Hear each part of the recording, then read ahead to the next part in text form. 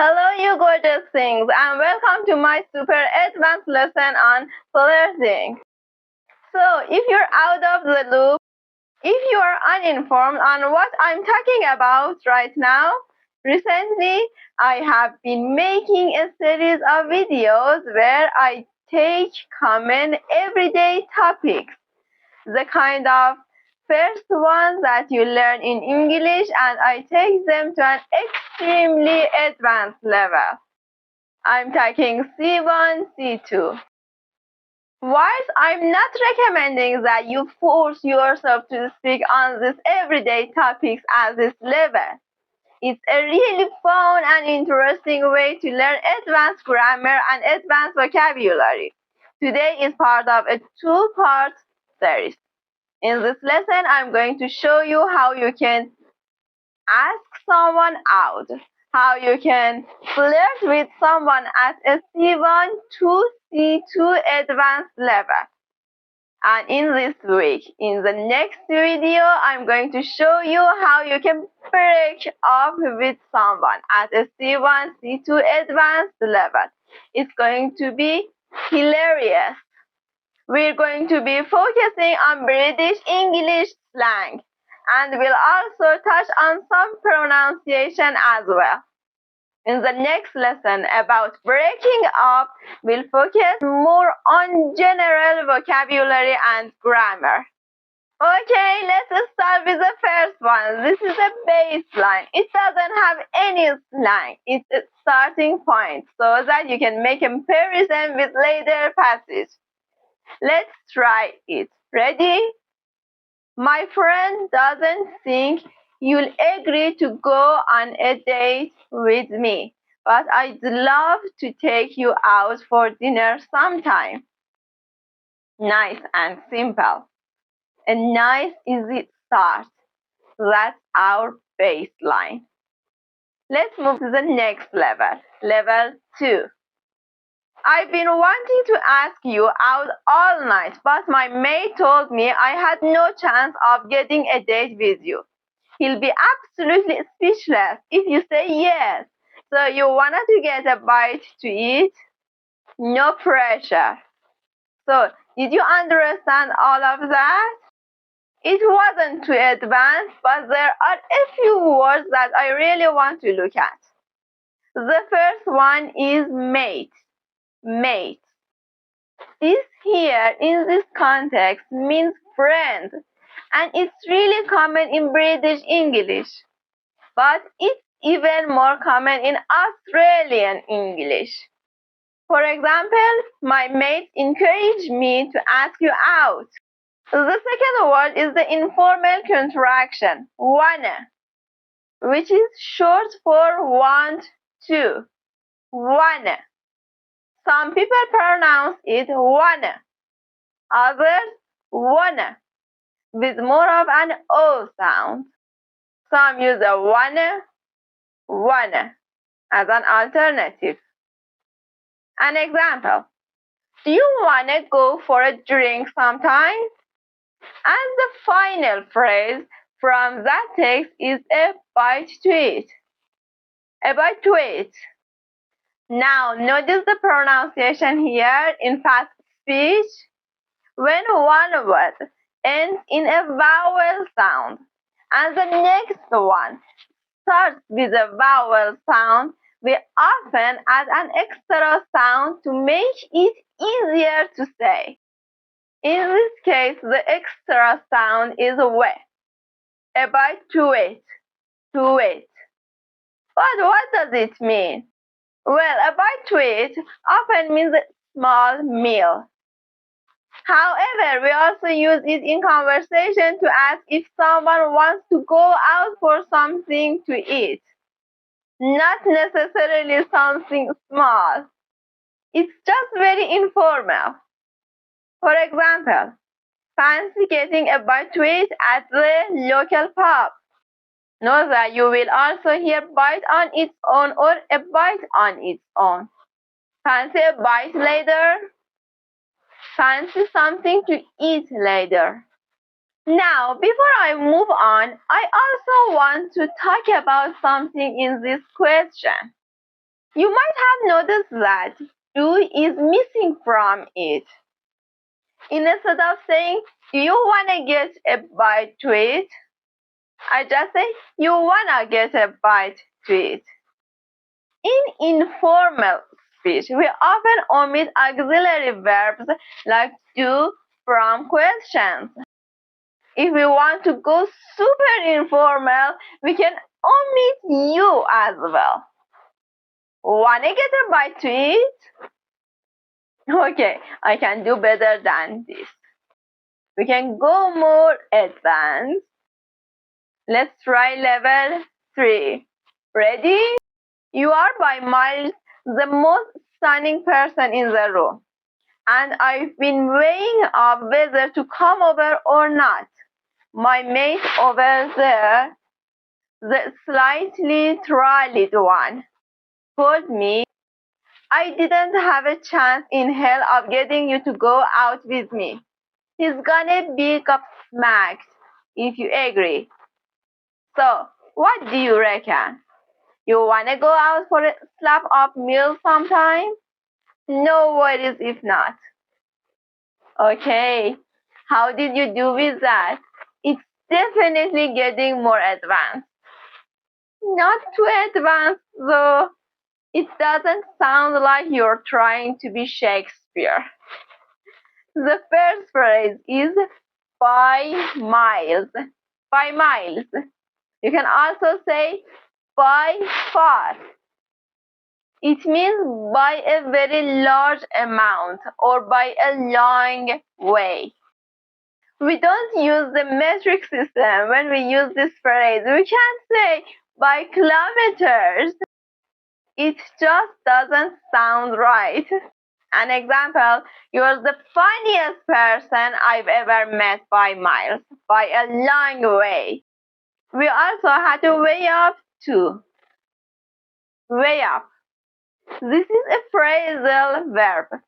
This means to think carefully about doing something before making a decision. There is another linking sound in that phrase. To weigh up. Weigh up. Can you hear it? We insert a little y sound. My next word is extremely colloquial, informal. It's trolleyed. Trolleyed. And this means very drunk. Ben's trolleyed. Get him a taxi. And next, we have an idiom. To not have a chance in hell. Sometimes we omit the in hell part. We just say to not have a chance. And even sometimes to not stand a chance. We also use it with the verb to be. There is no chance in hell that he will go out with you. Now, this example might sound a little bit mean, but it's an example of British banter, their humor. They often say these kinds of things to close friends, knowing hopefully that they will know that it's a joke.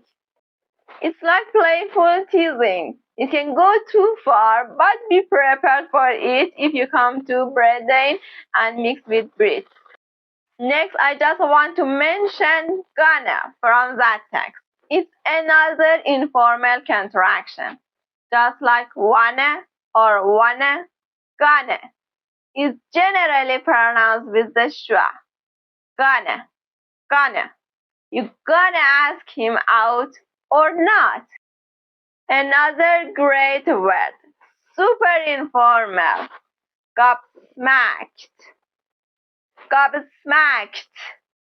So gob is quite a rude informal slang word for mouth. Shut your gob. If you're gobsmacked, you are so surprised that you can't speak. You smack your mouth. Whew, I'm gobsmacked. I'm absolutely gobsmacked. It's very informal. I was gobsmacked. when he turned up to our date wearing a tuxedo, black tie.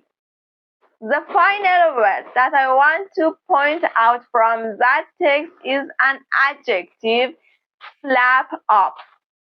Slap up, which often comes before the word meal. This means a very large and delicious meal. An example, I'd love to take you out for a slap up meal sometime. A really large and delicious and luxurious meal. That was good, but I think we can make it even more advanced. Here is number 4, level 4, the final level. Ready? My mate, the tipsy one by the bar, is absolutely sick of me, banging on about how stunning you look, and told me to shut my cake hole and do something about it. Anyway, I decided nothing ventured, nothing gained. So I'm here to ask you out for dinner. He'll be floored if you say yes. Maybe literally, he's more than tipsy, to be honest. And I'll be well chuffed to get a date with the fittest person in London. No stress if you don't fancy it though. Okay, how was that one? Would you say yes to me? It was packed full of slang. So let me break some of it down for you. We have to be sick of something. If you are sick of something, you are bored of something because it's annoying, it's repetitive. You will also hear people say, I'm sick of it, I'm sick of this, I'm bored of this. An example, I'm sick of you talking about Dylan. Either ask him out or stop. We also have to bang on about something. To bang on about. This means to talk for a long time about something in a way that is annoying. Ruth's been banging on about her date for hours. Did you notice that when I'm trying to be extra informal, instead of saying banging with the ng sound at the end, I said banging, banging. And sometimes we do this for emphasis. It also sometimes happens when we talk quickly. The next word is possibly the funniest one on my list. Cake hole. Cake hole, which is British slang for mouth. Isn't that wonderful? It's literally the hole that you put cake into. So we've had gob and cake hole. This is an incredibly rude lesson. It's not a polite word, but you will often hear it in the phrase. Shut your cake hole, shut your mouth. In American English, they often say pie hole, which maybe means that Americans prefer pie over cake. Now, I want to talk about the idiom. Nothing ventured, nothing gained. This is a proverb, meaning that you have to take risk to achieve something or to get something good. If you don't take any risk, you won't get the reward. An example, just ask Ravi on a date. Nothing ventured, nothing gained. Next, let's look at the verb to floor, which means to confuse or to surprise someone so much that they don't know what to say. Very slang here. You saw this phrase in the passive voice. He'll be floored, but you can also use it in the active voice. Emilia floored me when she asked me if I wanted to dance. I didn't think she knew who I was. After that, you heard the most marvelous slang adjective. Chuffed. Chuffed. Which means very happy or proud or sometimes even satisfied in a really positive way. I was really chuffed, surprised, and happy. I was really chuffed when Tom gave me this phone number, or I was so chuffed with my exam results. We sometimes say well chuffed or chuffed to bits for emphasis. Using well instead of very or incredibly is uber slang.